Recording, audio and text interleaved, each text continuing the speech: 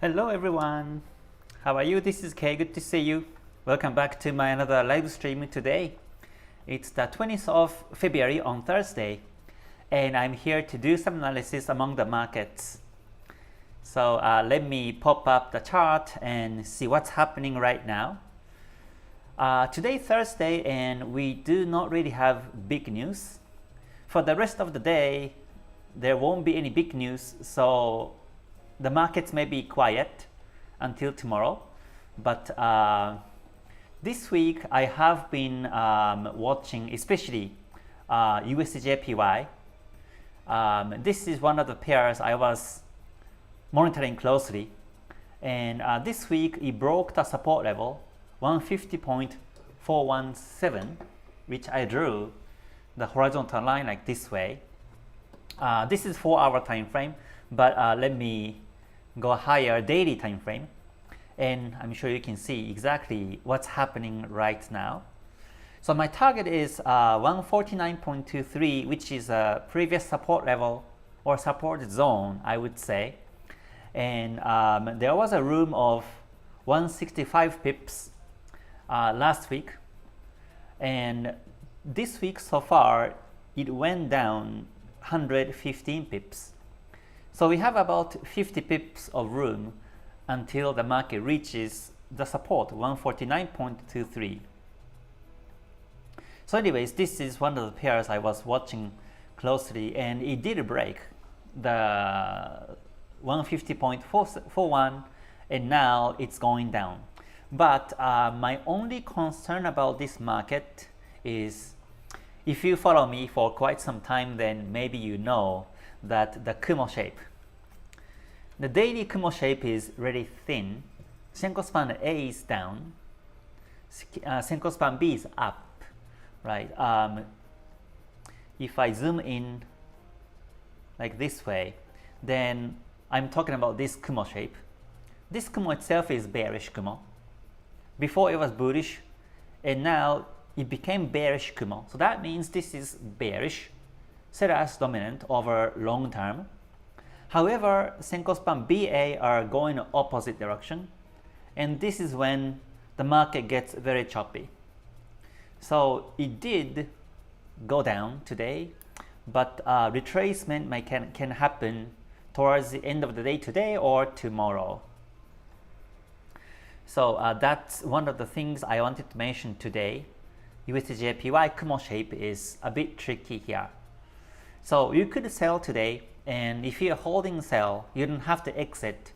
You can keep holding until it reaches 149.23, or as it retraces, you simply exit with small profits, or even break even is, I think, okay. But if you haven't traded this one yet, then maybe it's better to wait for the Senko span B to be flat. Then it's safer to sell, which happens tomorrow. Yeah, tomorrow for the next 1, 2, 3, 4, 5, 6, 7 days, or 6 days, actually 6 trading days, this Senko span B or Kijun Sen will be flat. Today Kijun Sen is down, but for the next 6 days Kijun Sen remains flat.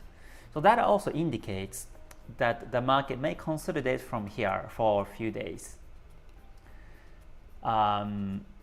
This is how to read, this is about the future Kijun Sen angle, which I also check in my day-to-day analysis. But yeah, that's the situation. So this is bearish. USDJPY is bearish, and some other JPY pairs are bearish this week. But because of this, I didn't take entries today. And with that in mind, if you look at the 4-hour time frame, it is going bearish. The price is below Tenkan Sen, Kijun Sen, and 4-hour Kumo shape is very nice. It's Senko span A is down, Kijun Sen is flat, and that's making the Kumo shape to be thicker and bigger. So 4-hour seems to be more stable downtrend than the daily time frame. So in this case, I take the 4-hour time frame to follow, not the daily time frame to follow. If you don't really understand what I mean by following either daily or 4-hour time frames, you can actually check the below description and please take the free KTS course. I made a series of videos, 7 or 8 videos you can watch to understand the whole strategy of myself by using Ichimoku.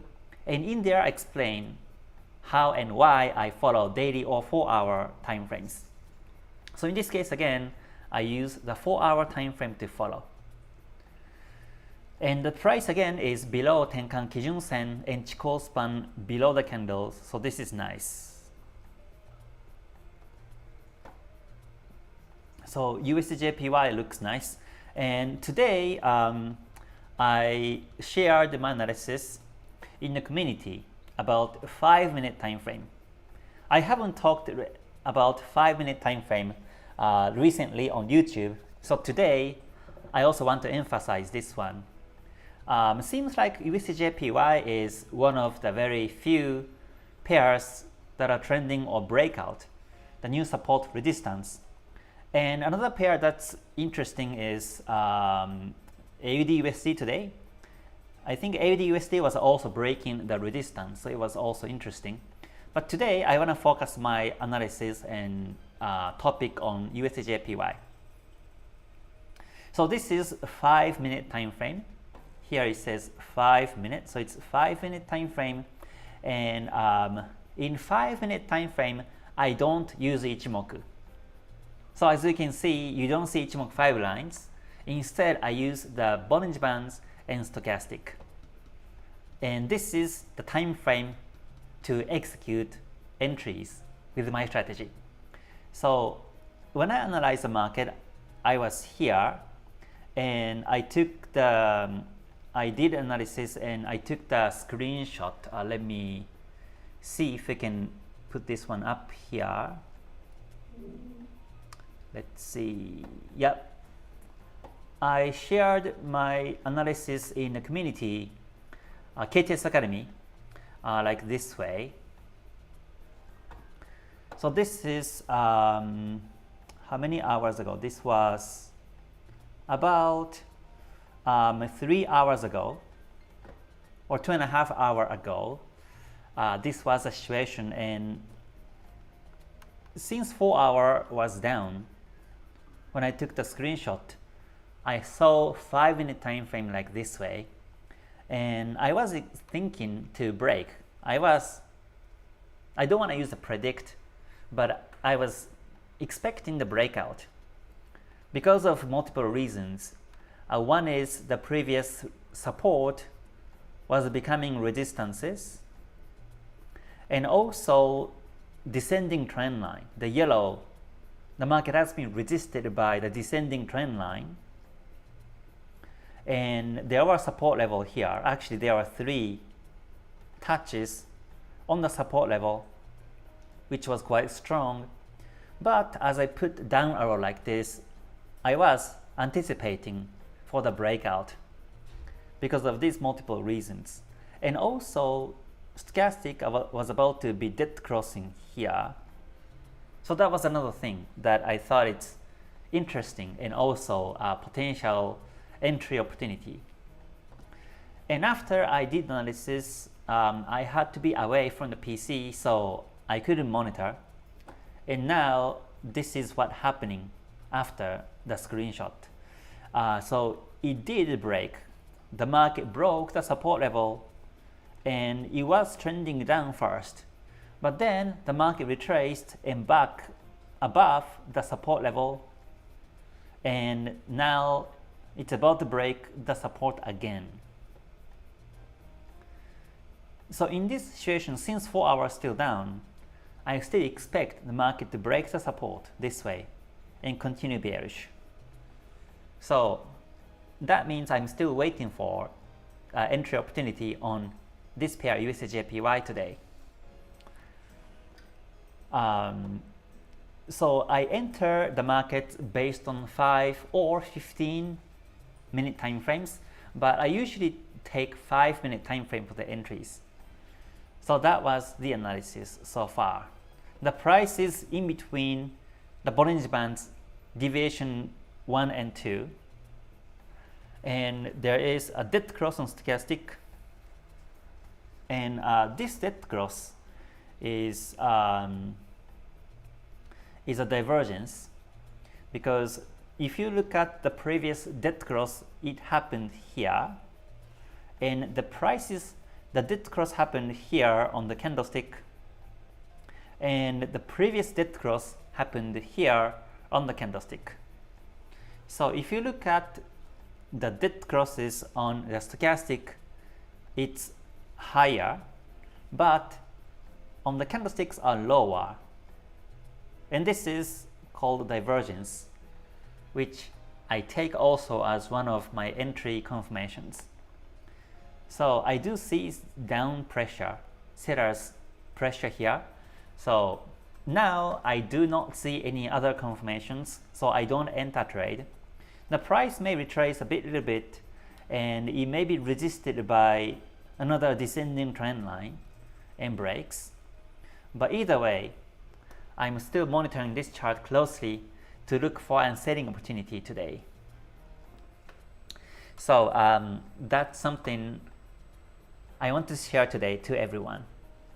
So looks like the Forex markets are now a bit choppy, ranging, because as I mentioned on the Sunday's weekly forecast, all the markets are retracing to weekly Kijun-sen at the moment. So we cannot really expect bigger trending markets these days. Usually it's a cycle. So we had so much big trends in December and January. So February, the markets are consolidating, and that's natural. And after consolidating market, they start to trend again in few months or few weeks. But the thing is that we never know when they start to trend again. So we just have to monitor a chart every day, at least once per day, or at least I would say 3 times per day. You check the charts, and whenever they are range, you stay away, and whenever they start to trend, that's when you take entries. So less is more is really true in trading. More is not always more in trading, and that was my biggest mistake when I became a full-time trader from full-time worker. I was really excited. Just to speak about my past experience when I became full-time trader. Recently, I got like 3 emails who wants to be a full-time trader and ask me about the journey, how I became a full-time trader from full-time worker. And I told them that the journey was not easy, especially after becoming a full-time trader. For me, it was very difficult. Let me just pop up the daily time frame for now. Remember the Kumo shape on the daily time frames, very tricky now. But yeah, the journey for me becoming a full-time trader was not really easy, because basically the markets were good when I quit my job back in 2013.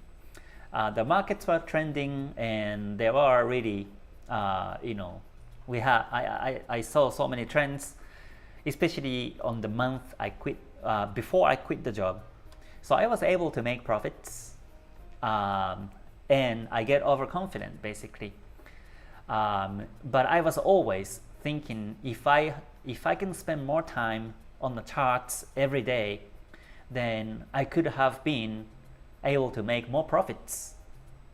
And that's one of the reasons why I wanted to quit the job and become a full-time trader, to really be able to commit myself 24 hours to trade.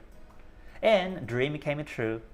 After half a year of my winning experience, I simply quit my job, then became a full-time trader. And after that, I adapted some new strategies, new indicators.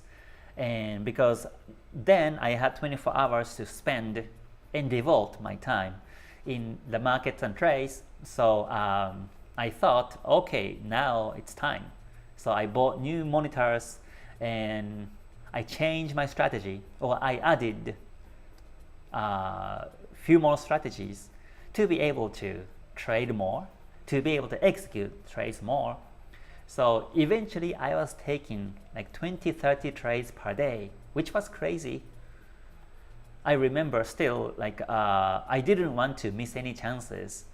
I was basically having like my monitor was having like 6 or 8 charts, like yeah, looked something like this, and I was watching so many different instruments, and I was watching different indicators and tools, and market orders and New York option positions I was also monitoring, and also news and everything.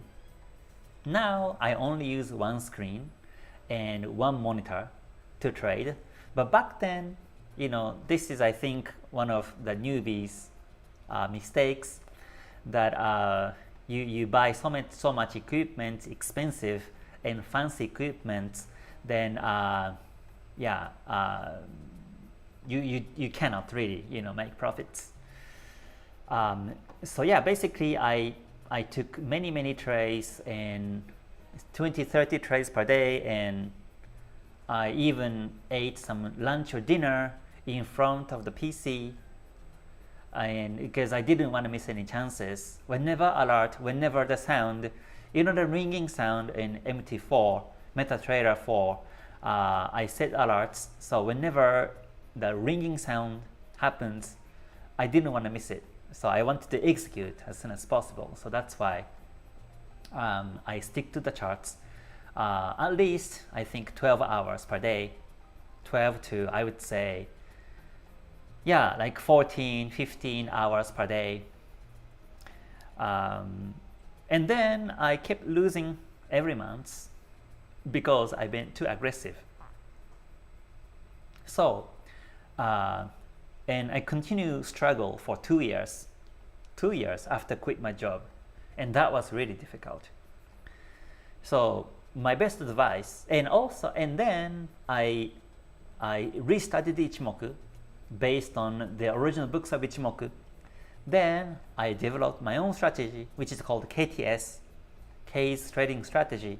Now I call it KTS.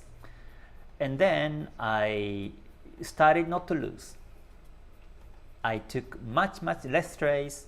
I tried to select the best market to trade, and if there's no best market, then I walk away, and I changed my mindset completely that way. So at first it was difficult to adjust because if I don't execute my trades, or if I don't even analyze the markets every, you know, hour or so, I felt I'm not doing anything. I felt I'm not doing my job as a trader. So it took a while to change my mindset that way. But eventually, I was able to adjust it, and I was able to really look for the trending markets only to trade based on Ichimoku and also the price action knowledges. Then I first became break-even trader, non-losing trader, and then finally I started to be profitable. So that was a long journey, but yeah, eventually, and ever since, after you pass that stage, then the next stage is going to happen is that you cannot lose. Like, no matter where you enter trades, exit trades, you don't lose. And that's like the learning journey, I think, that everybody experiences. First you fail, first you lose, you continue to lose, and that's when people usually quit trading. But after you pass through it, and after especially you notice something very important, the essence of trading, the essence of the market itself, then you become break-even.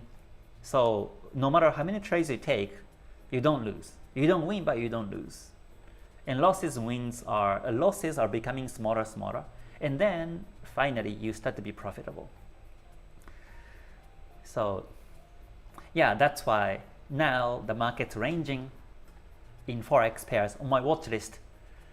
I did analysis on Sunday for some of the New Zealand pairs or NOK pairs, I think it was, or PLN pairs. Sorry, PLN pairs were trending, but those are not on my watch list, so I don't trade. But if you see trending ranging markets everywhere, then again my best advice is to stay away and learn something about trading strategies, or you can review some of my videos on my YouTube channel which you didn't see yet, or you can study my books and backtest and learn from it. That's the better way to utilize your time when it's ranging market, in my opinion.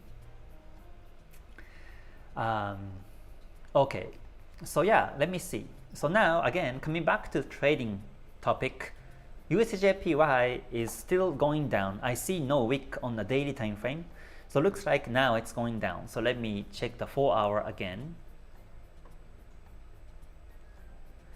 Okay, this is also something that I usually check, is the wicks on the latest candlestick.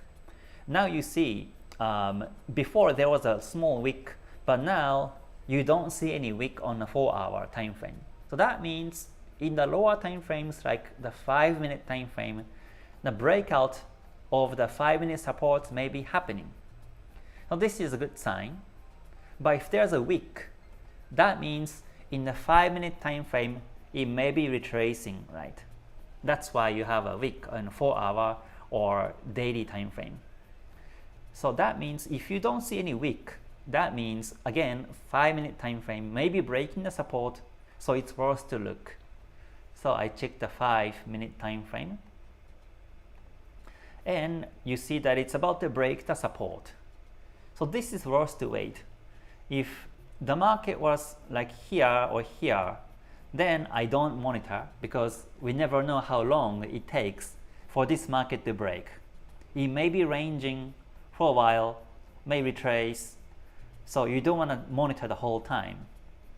But when the market is near support like this way, maybe this candlestick over here or the next one may break, then you may be able to enter trade and you can follow downtrend. So this is time efficiency part, which I also really emphasize to everyone. You better spend the time, you better spend or use your time in the market, to the markets that it's worth to use. You don't want to monitor whatever markets for minutes or hours and waste your time. You don't want to do that. So yeah, USDJPY seems to be bearish, about to break the support, and this is nice. This is how I monitor the market. Okay, so now let me check some comments.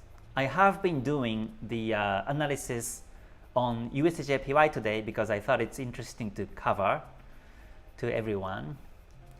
Okay, again, good to see you everyone. Thank you very much for joining. If you like the live stream so far, please press the like button before you leave. That would be great. Thank you very much. Okay. All right. Good to see you. Good to see you. I'm reading the comments now. JPY pairs are trending, especially your analysis on USD and Euro JPY. Okay, right. Euro JPY is trending also, but I prefer USD JPY now. Yeah, JPY pairs seems to be bearish.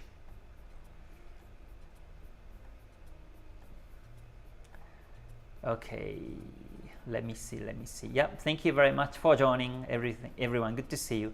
I see a couple of comments on gold. Let me check now and see what's happening on gold.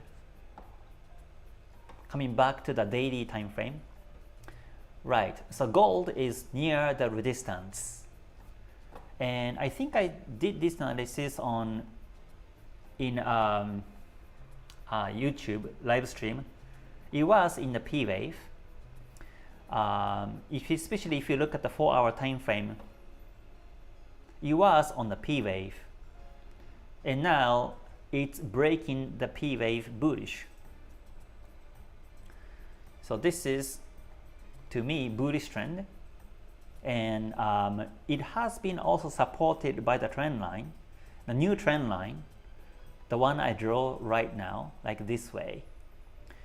So as long as the price above the trend line, you can keep holding the trade. So let me just delete the previous P wave because it broke already. Like I mentioned on the how to draw the line videos, when it's passed, then I delete and renew, draw new lines. We have to keep updating the analysis and the lines and memos. So I can see that there was new N waves. So to me it's bullish. I think the market climbs up to 3,000.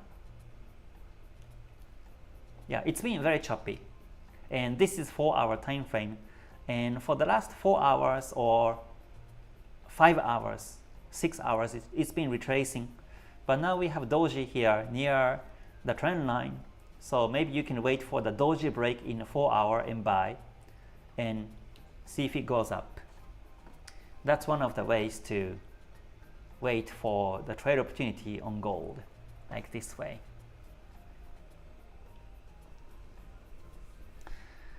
Okay. All right.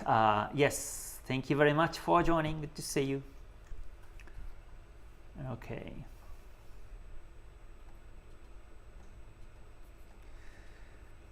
Okay. Yep. Good to see you, everyone. Thank you very much for joining today. Good to see you.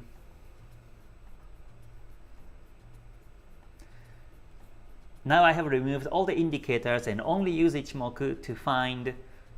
It's very convenient. Sure, yes. Me too. I used to add other indicators and Ichimoku, but now I am using only Ichimoku. Yes.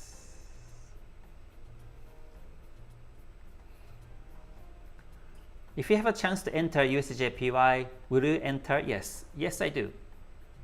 Yeah, we have no big news ahead today. So, yes. Okay, good to see you, everyone. Thank you very much for joining. Yes, in terms of my trade performance, yes, I still remember and I'm working on it right now. I took too many trades, so I'm selecting the trades I took based on KTS, and I will share that hopefully this Saturday. I will share my performance in the month of December and also 2025, and then January performance as well. Okay, let me see. Tin says, I'm a fan of you. Can you advise me on how many lot size should I place with a 10,000 account? Lot size is based on how many pips, based on two things, or based on three things. Lot size is based on how much you have in your account. If you have, okay, let me pop up the chat. If you have a $10,000 account, then that's your asset. And the next question is, how many risk percent you want to take per trade? You better decide that one. Either 1%, 2%, 3%, 4%, 5%, 10%. You decide how many percent you risk per trade. And based on the risk per trade, you calculate the lot size based on the pips to the stop loss.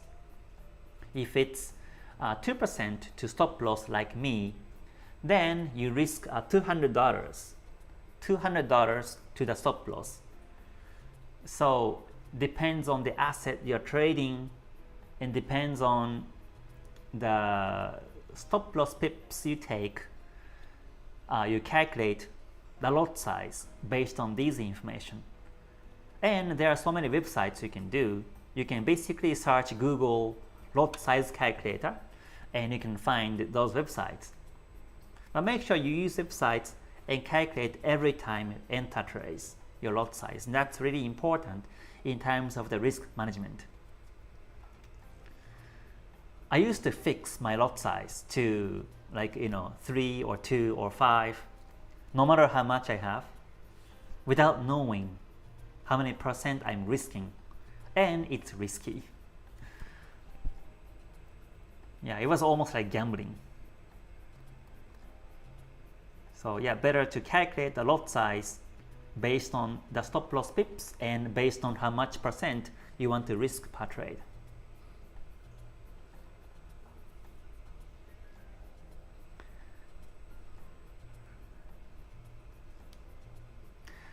Okay, any advice for break-even traders to become profitable? First, you better backtest and really see your result.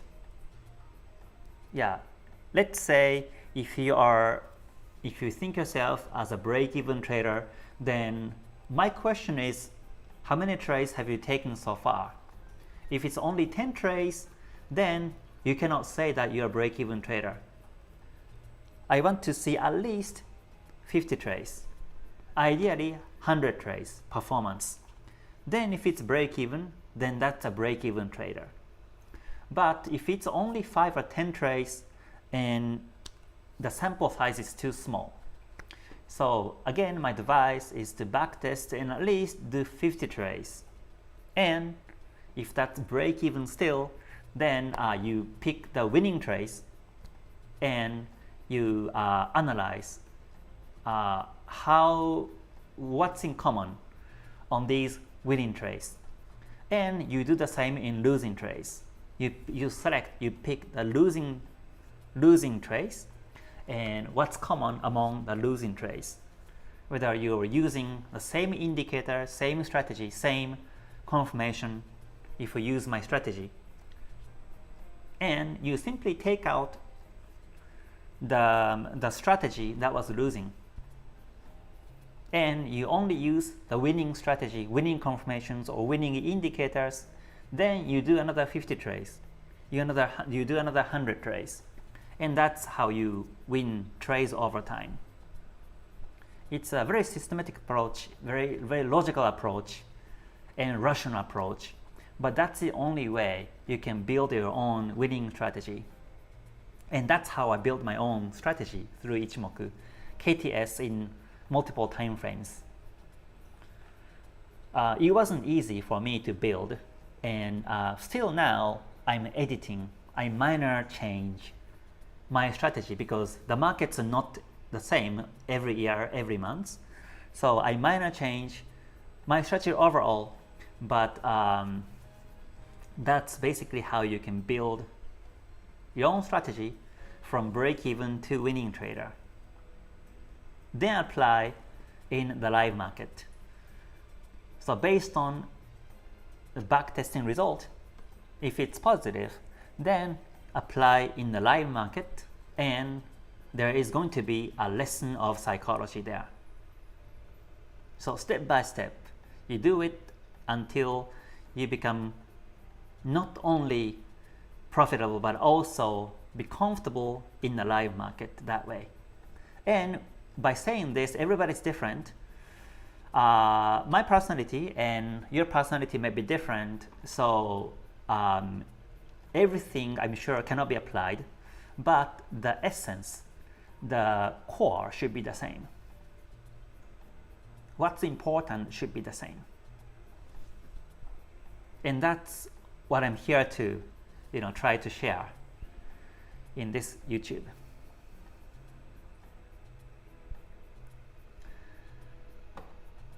Okay. All right. So I will be finishing live in a few minutes. So let me cover a few more comments now. Okay, let's see. Cloud's Edge says, hi Kay, I know your entry confirmation, but while exit, do you use the same what you took for entry or some other exit confirmation? I take the same. I took the invalidation, what I call invalidation, to exit the trace, and invalidation is based on the entry confirmations. So I don't use any other indicators, I don't use any other strategies to exit my trades. My exit timing is purely based on the entry logics. If the market goes against the entry confirmations or entry edge, that's when I exit my trade.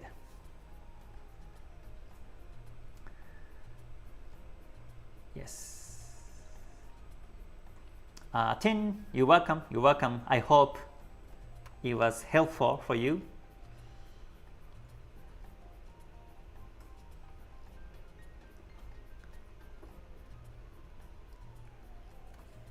Okay.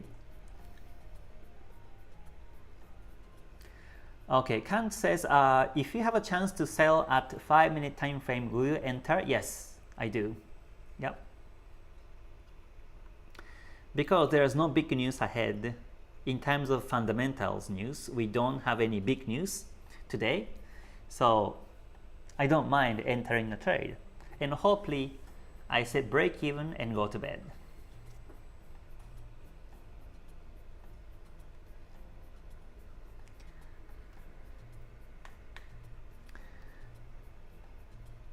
Okay, so that says what should be the target in USDJPY? Let me go to USDJPY. Let's see what's happening right now. Okay, now it's gradually going down still. This is when the market's struggling to break again. There was a very shallow breakout, but after that it's consolidating. So in this case, I wait for the clear breakout and sell. But looks like the volatility is really weak now. Let me quickly check the volatility or the strength of the market right now. If it's less than 40, then it may take time to break. So here the strength chart I use, and let's see, USDJPY is now the strength is really good. Strength is 136 or 7. So yeah, I think the strength is enough to break the support. So again, in this case, it's worth to monitor. You can spend maybe, it's worth to spend like 10 minutes, 20 minutes, or 30 minutes to wait for the breakout. But if there's no strength, meaning that the lines are too close, like let's say JPY is here and USD is here, that means the strength of the currency is very weak. So no matter how many minutes or hours you wait, it may not break the support. So this is something that you cannot really check from the chart, and that's why I use the strength chart like in this purpose. But anyways, looks like it's about to break. Let's see. Okay, so now I finished the live stream. I hope you enjoyed today's live stream. It was a bit short, but I hope you enjoyed, and hopefully not only making profit, but don't lose. As I mentioned, I'm here to help you become a non-losing trader. So I hope you don't lose, then you start to win trades. So please remember the step like this way. And after this, I will be doing the membership live stream. So for those who are KTS Academy and GTS members, I will see you soon. We continue monitor charts and probably enter trades together. And for those who are public YouTube viewers, I will see you in the next one.